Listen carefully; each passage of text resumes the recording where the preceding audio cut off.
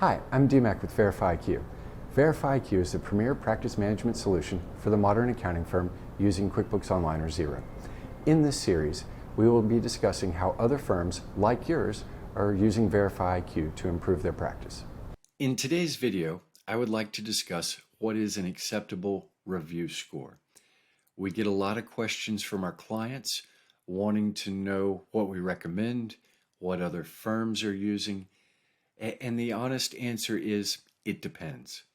I know some of our firms, our clients, are allowing their personnel to send the financial statements out once a review score of 90% has been achieved, or a review score of 95%. And I know other firms are trying to achieve a review score of 100%.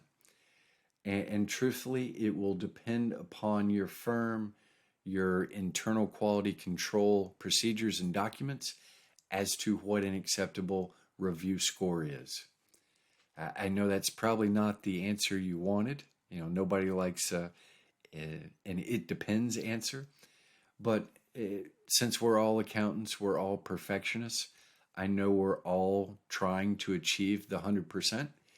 And as close to that as you can get as possible is the right answer.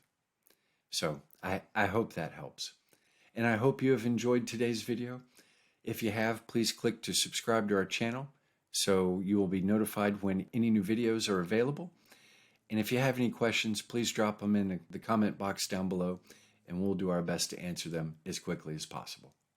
Thank you. I'm DMac from VerifyiQ.